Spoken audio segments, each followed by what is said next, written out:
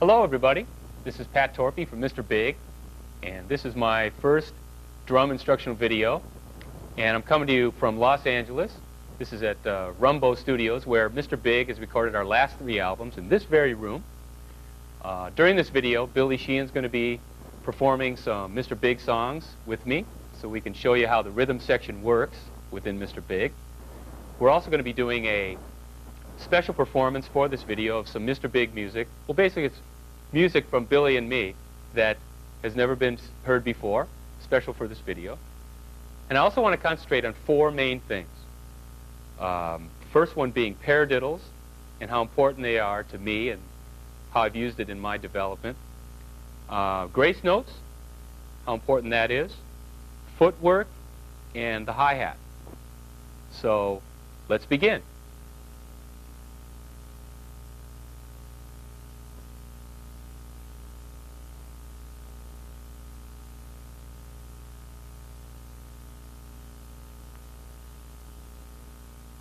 Okay, the first thing I want to talk about just a little bit is my grip. I assume everybody knows how to hold a drumstick that works for them. I'm just telling you about what works best for me. This isn't the right way or the wrong way. This is just the way I do it. I wasn't formally taught, but this is what's worked for me. I use what is called a German grip, where the top of my hand is basically parallel with the floor. And then sometimes my right hand turns over a little bit where my thumb comes up like this. See where the thumb is basically going up. When I go around the toms, my right hand turns over a little bit sometimes. But for the most part, I play with a very kind of a proper German grip, it's called.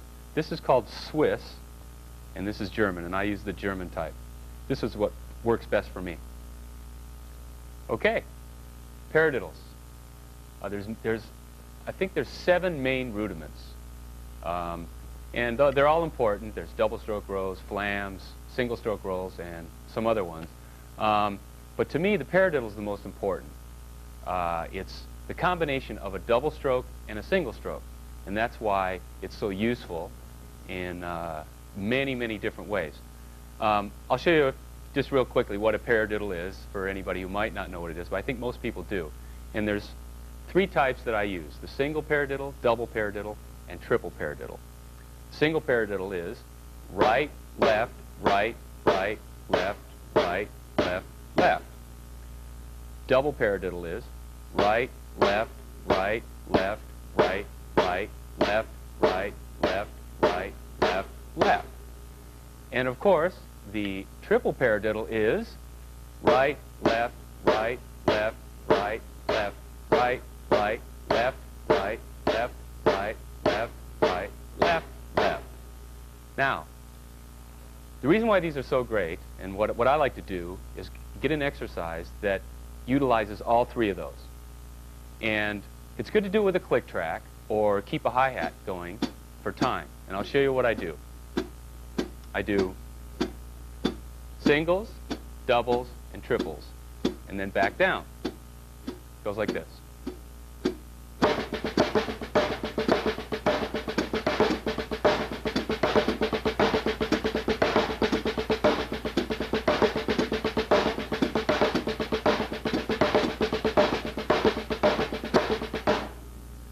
That's a really great exercise, and if you do it fast or slow, just always have a click track, and it really helps to develop the hands.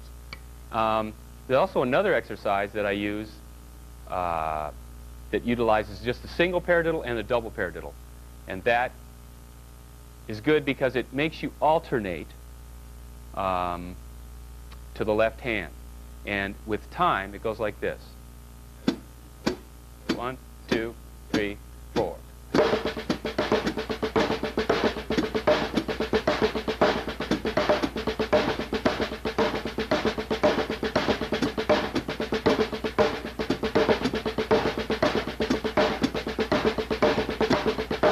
And then you're back to the right hand. The third exercise that I like to use with paradiddles is based around a triplet, which is a double paradiddle, and then I kind of made up this little sticking exercise that works with the double paradiddle in a triplet format. And it consists of 9 strokes, and this is the way it goes. It's right, left, left, right, right, left, left, right, right. And then it starts over, but it begins with the left hand. Same way, left, right, right, left, left, right, right, left, left. Now, You combine that with a double paradiddle, and it works in a triplet feel. And here's the way it would work. 2, 3, 4.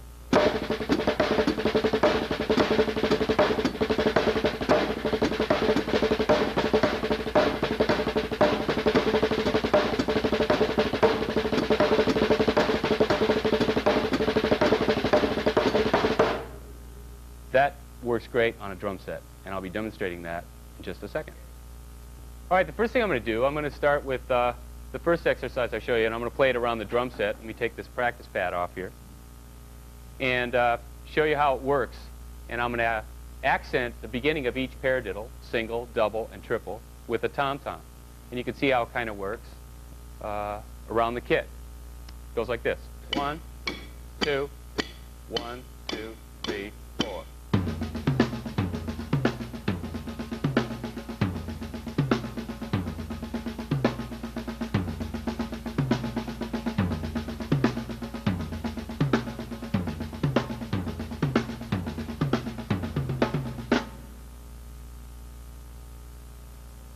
That's the first exercise. There's many variations you could do on that, but that's just the basic one to use with that. Here's the second example. I'm going to accent the beginning of each paradiddle on the toms, and it's the single paradiddle and the double paradiddle. And this is how that all works. 1, 2, 1, 2, 3, 4.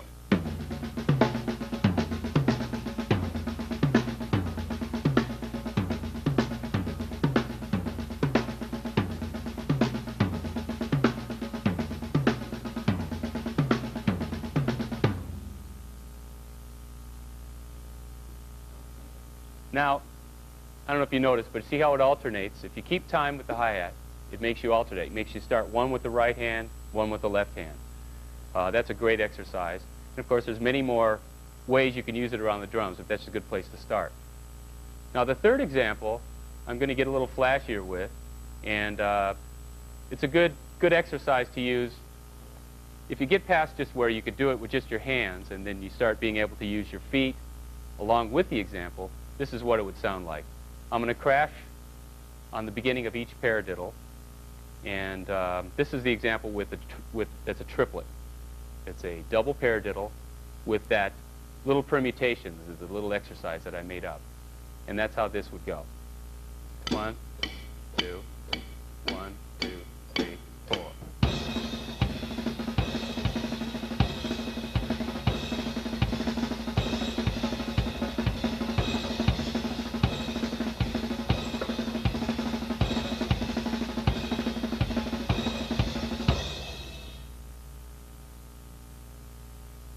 That's the paradiddles.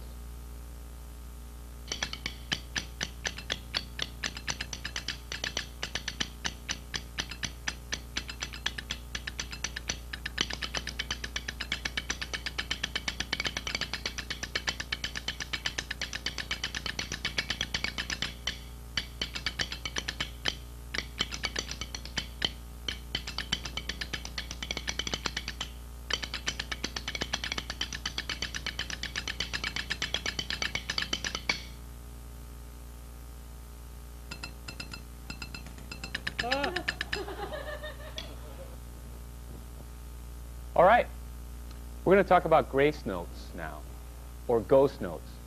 These are like the little tiny, very soft hits on the snare or hi-hat or ride cymbal that basically set up the groove. You have the basic beat, which is maybe boom, bap, boom, bap. But in between that, you have all these little notes, little dynamics, and these create the feel and the groove. And I'm going to give you a couple exercises that will help you to work on grace notes, and then you can apply them. These are things like, in Mr. Big music, Fool Us Today has some grace notes in it, and Mr. Gone, a couple examples.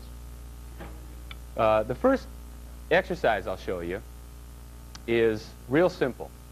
And it's basically just eighth notes between the hi-hat and snare, and then with the backbeat. Very simple. Here's how it goes. 1, 2, 3, 4.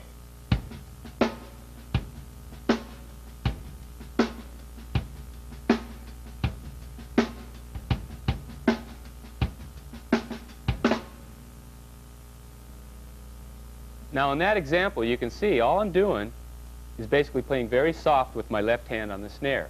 But it gives this kind of a motion, the forward motion, and it sets up a groove. Another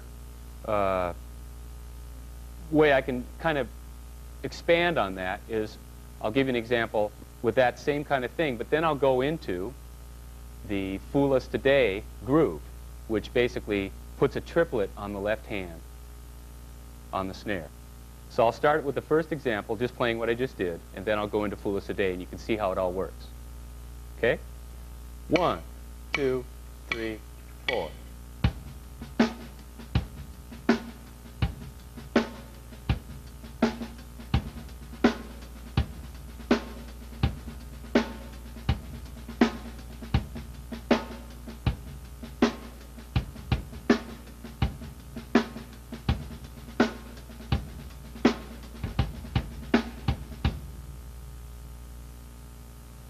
Now I got a little more elaborate with the bass drum a couple times, but that's the basic, that's how you start. So you can see how that changed the feel of the groove when I started doing the triplets of the left hand. All right, the third example I want to show you, it's a little more advanced, and it's something that's been really important in my development with grooves and grace notes and feels, and I use it all the time in many, many different ways in Mr. Big music and jazz and Latin and rock and roll. And simply, this is how you start it. I'll show you what the bass drum does, and then I'll show you what the left hand does. This is where to start. First bass drum. 1, 2, 3, 4.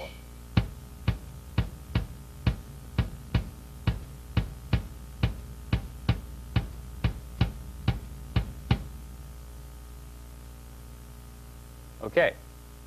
Now the left hand plays opposite the bass drum. They don't hit at the same time, except you accent the backbeat. And together, they sound like this. 1, 2, 3, 4.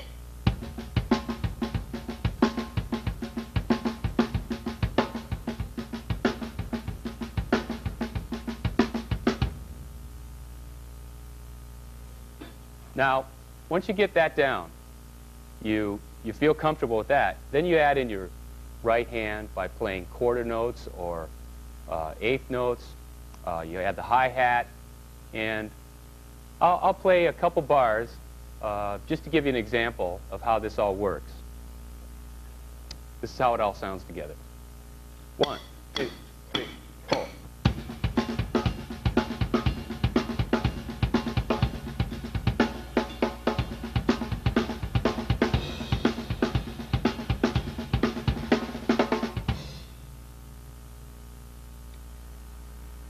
Now, as you can see, there's many variations. You could do a lot of different things, and I even kind of took it into halftime a little bit.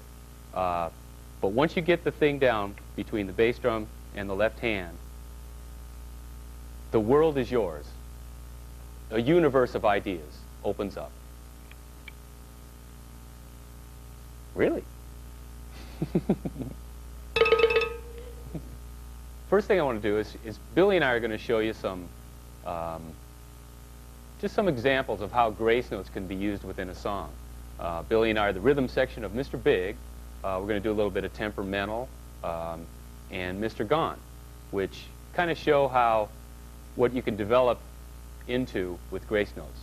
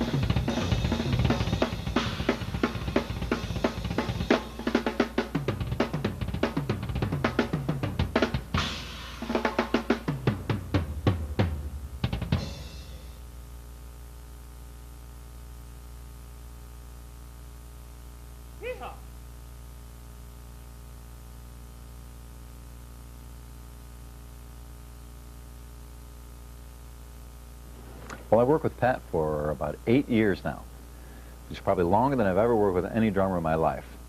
And it's been a good experience for me because I think bass players and drummers need to know each other well as musicians. I think too many musicians spend too much time alone. You know, drummers practicing alone, bass player practicing alone, where Pat and I practice together a lot. We go together to the rehearsal place and sit down together. So since I've worked with him for so long, we've played together, practiced together so much, I really learned a lot about time. I've learned a lot about drums from him, actually, and it's good, again, for a bass player to know about drums, because, and similarly, a drummer to know about bass, because the closer you work together, the better the whole band's going to sound, I believe. Well, Pat's a really good fusion of a lot of styles, but his main foundation is a real solid rock. Just basic, good, hardcore rock. And on top of that, he's added a little bit of Latin, a little bit of fusion, a tiny bit of jazz. And I know he's into some drummers like Billy Cobham and some of the cool, Lenny White, some of the cool fusion guys and things like that. That shows in his playing as well. But the thing that he's real strong at, which shows a lot in the studio, is that he's just a really good, solid player as far as his time, his tuning, his finesse, and his ability to watch what's going on and add the right thing.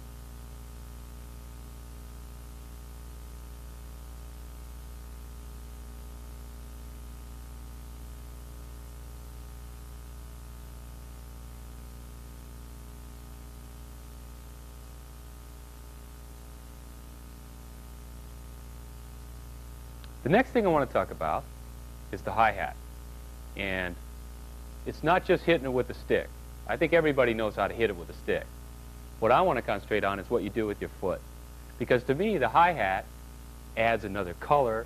It's like a percussion instrument. I think a lot of drummers, sometimes they play a lot up here, play grooves, and basically their left foot, they just kind of let it hang here and die. Well, I wanted to do a little bit more with it. So the first thing I wanted to do is get this technique which is called the heel toe. And I'll show you what that is right now and what it sounds like. It goes like this.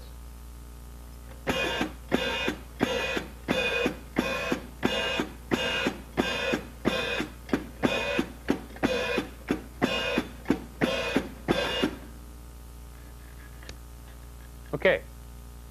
What I do is the heel opens it up and the toe closes it.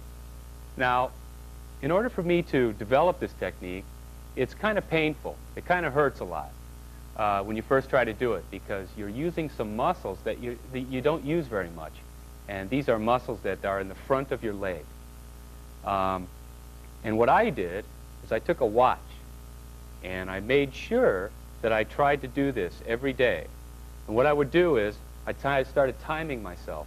In the first couple days, I couldn't even do it more than a minute.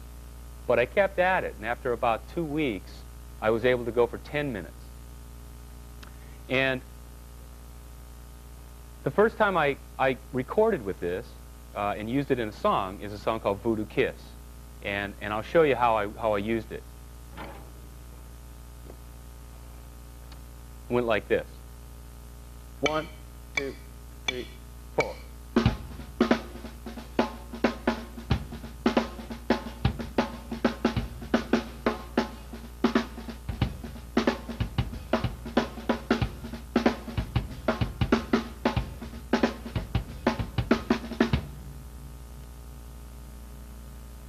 Now, as you can see, I was trying to set up this kind of very loose New Orleans kind of mojo groove, the best way to describe it. And now I use this technique in many songs. A good example of how I use the hi-hat to help set up a groove is in the song Take Cover. And you can see it closer and how it works with the bass guitar in the example that Billy and I do in the video. But to show you what I used as an exercise when I was figuring out what to play in this song, I would go back and forth between the heel-toe technique and eighth notes on the hi-hat. And that's how this works. I'll play the take cover groove along with the hi-hat and show you how I go back and forth. 1, 2, 3, 4.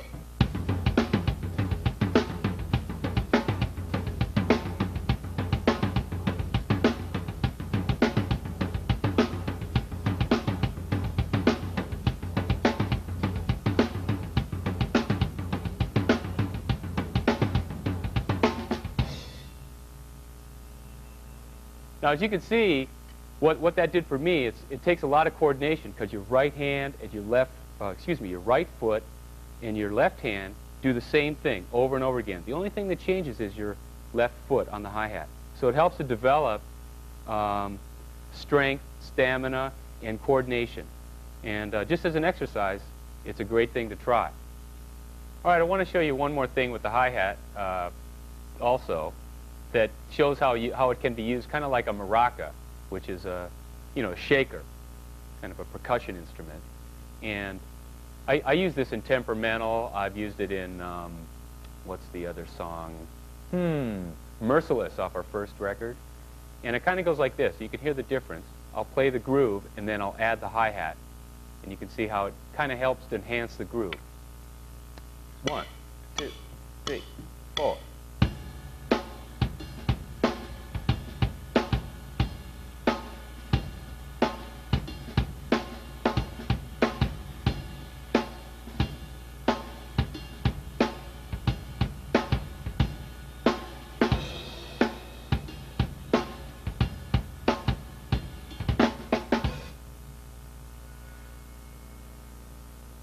So you can see how that kind of changed the groove a little bit when I add that. It got a little more, kind of gives it a little more excitement and sets it up to where you can hear the kind of funkiness of the whole picture that I'm trying to paint.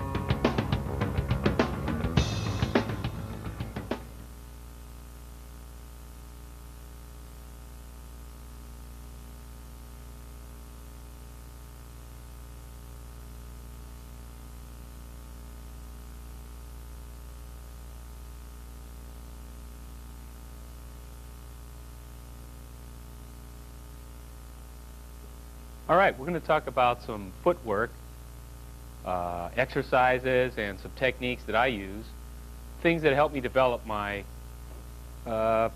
foot technique. The first thing, this is a Tama iron Cobra pedal. This is what I use. But the first thing I do is there's a toe stop, and it screws onto the footboard right here. What I do is I take that off as soon as I get the pedal. The reason why I do that is because I use a kind of a sliding technique, and I want to be able to slide as far forward as possible.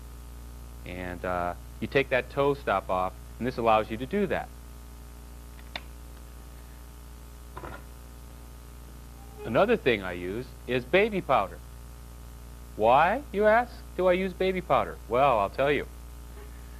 Sometimes the bottom of your shoe, which slides on the pedal, gets sticky or wet, and it sticks and it won't slide. So I had to figure out a way to use, I had to figure out a way to have that not happen. So I took the baby powder and I put a little on the carpet right by the pedal. Then I put my foot in there and kind of rub it around a little bit. And then when I put it on the pedal, it slides forward very easily. And I'll show you a little exercise I use to basically work out my foot with this sort of technique.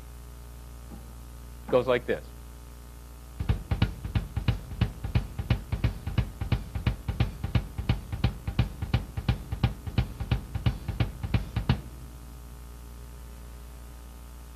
So you can see the pedal, the way it moves and the way my foot moves across the footboard. It has to slide forward. Another technique that I use, and you need to have a dry foot bottom, is the heel-toe technique. I use this all the time, and it's very important. Let me show you what it is. It's similar to what I did on the hi-hat earlier, but on the kick drum, it sounds different.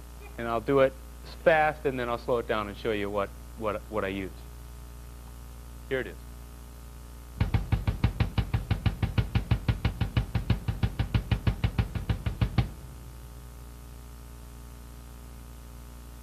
So what's happening is my heel comes down, that's one hit, and then my toe goes down, that's another hit.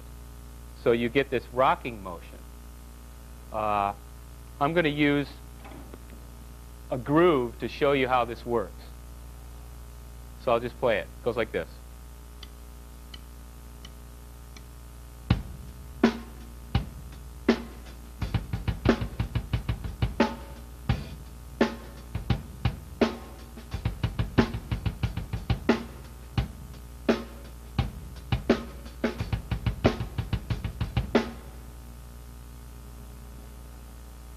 So what's nice about that is it has this kind of a swing to it also. It's different than just hitting all the strokes down.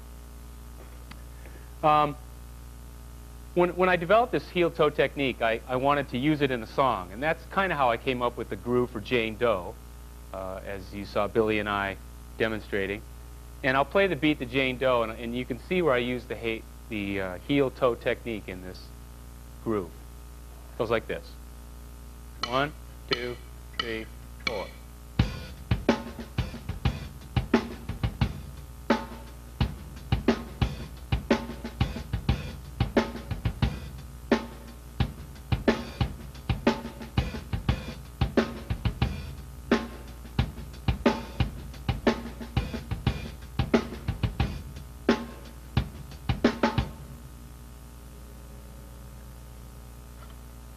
The next thing I want to talk about is an exercise that was really helpful in strengthening my foot technique.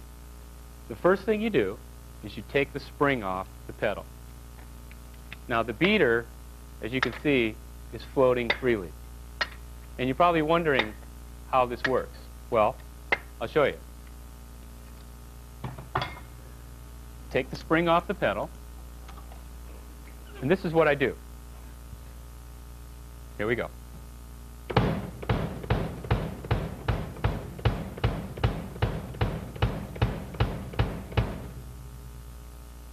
Now, I don't know if you can tell what's going on, but if you don't pick your foot up off the pedal, the beater will stay on the bass drum head. So it forces you to pick that foot up off the pedal and get your foot off the pedal.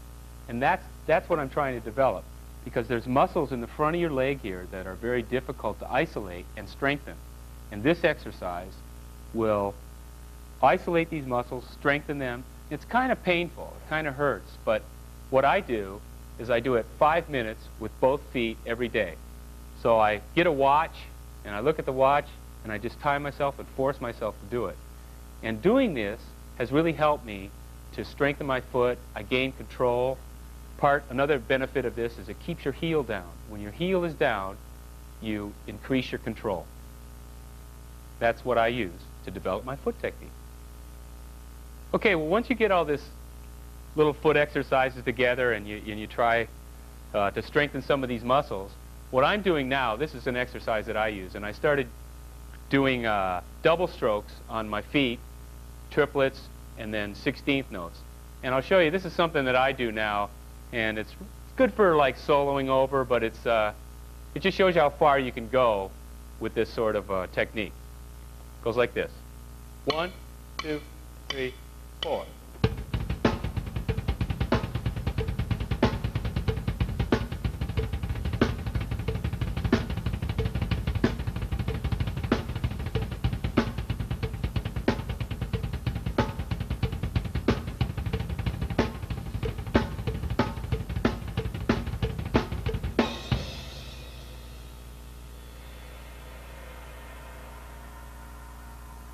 There you go.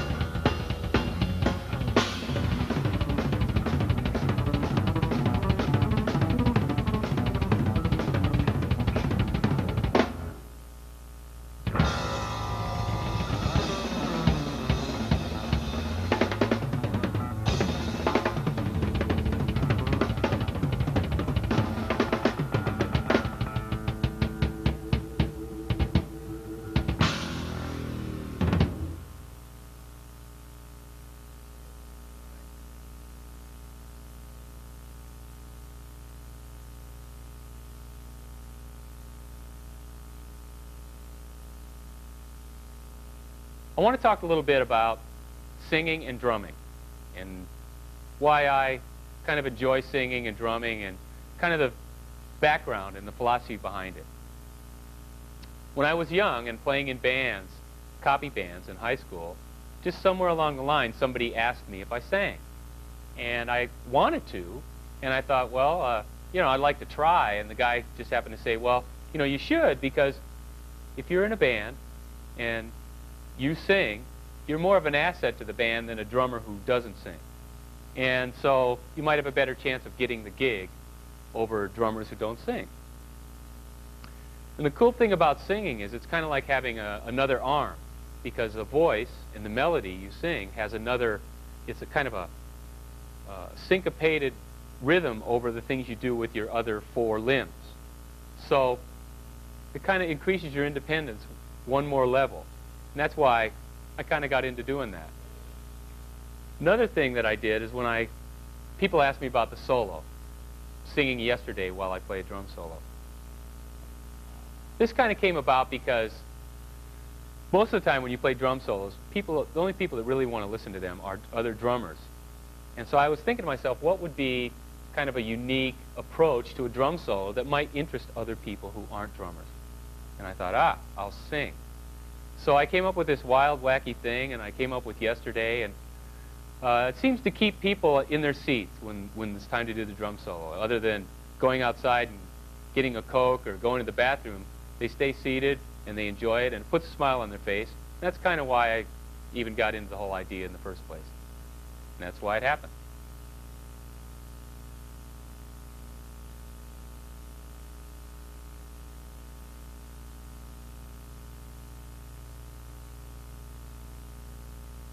I want to talk about a couple things that people have seen me do live, and a lot of Mr. Big fans ask me about a couple things. And one of them is the intro to Addicted to That Rush. And they wanted to know how I do the very fast hi-hat stuff. First off, I start out with very simple groove. It's just this. I'll show you right now. 1, 2, 3, 4.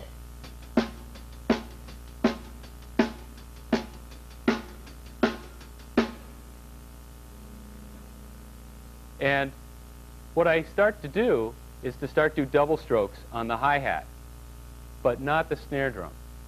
So slowed down, it goes like this. I'll slow it down first, and then I'll speed it up, and you can see how it starts to kind of sound like Addicted. 1, 2, 3, 4.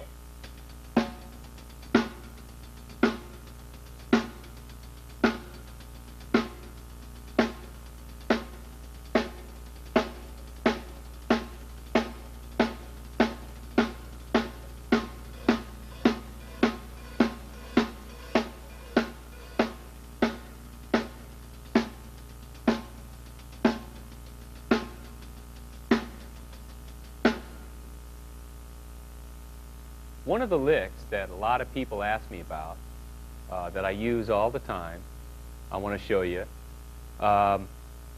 It's this kind of a tom-tom back and forth move that I use all the time. And it basically has to do with alternating. And it's a 6-stroke move, and it goes like this. It's right, left, kick, kick. So that's 1, 2, 3, 4, 5, 6. Well, that's the easy part. The hard part is going the other direction. You have to start with your left hand on the other direction. So you would go left, right, kick, kick. So it's the alternating that's important. Okay, I'll start slow, and then I'll speed it up.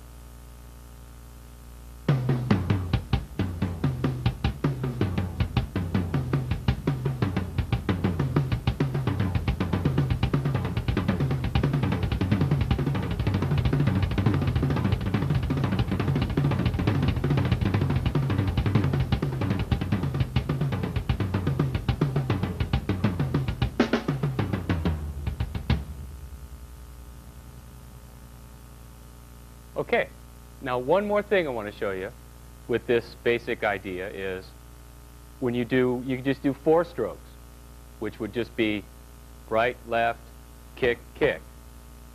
1, 2, 3, 4.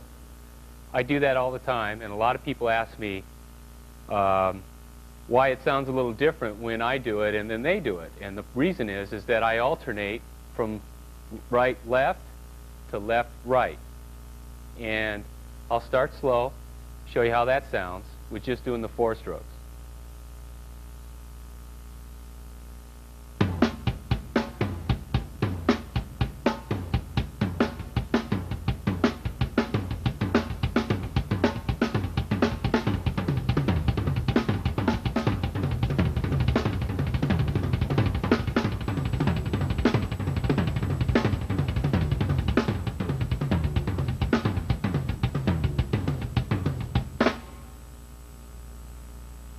What kind of happens in there is I'm just using a single bass pedal and the hands, but when you get really fast, it kind of starts sounding like a double kick, and it's kind of unique and it sounds great. Put in a lot of different ways in songs, and it's something that I use a lot. So that's how you do it. The next thing I want to talk about is a part and a little drum lick or trick that people ask me a lot about, and it's from the song Colorado Bulldog. What happens is they ask me, how do I make the hi-hat work when I have both bass pedals going? What I do is I put my heel on the hi-hat while I'm playing the left bass drum pedal. Okay, I'm going to demonstrate what I do with the bass drums in Colorado Bulldog. And I'll start with just the bass drums, and then I'll move my heel over and start using the hi-hat. And this consists of single strokes with the left foot, and then I pop in and out with double strokes with my right foot. It goes like this. 1, 2, 1, 2, 3, 4.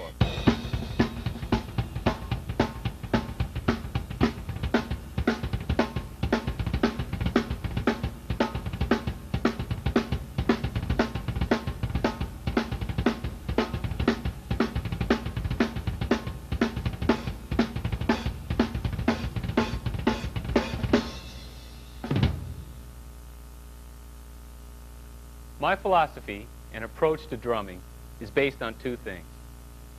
One, the groove is the most important. It has to groove no matter how many licks and tricks you put into it. It still has to have a feel that feels right with the song and the melody. And 2, I like to come up with drum parts that are unique to the song. So if you heard the drum part without the other music, you would still know what song it was. And there's kind of a lot of examples in Mr. Big music. I like to think so, like Take Cover or Temperamental or Mr. Gone or Jane Doe. They all have a unique drum part, not just the real basic 2 and 4. And I want to introduce this last thing of a performance that Billy and I did special for this video. And it's kind of a different approach, kind of a new style, and a lot of people maybe aren't familiar with hearing Billy and I play this way. It consists of kind of a Latin into jazz, into this kind of funk thing. It was a lot of fun to do it, and I hope you enjoy it.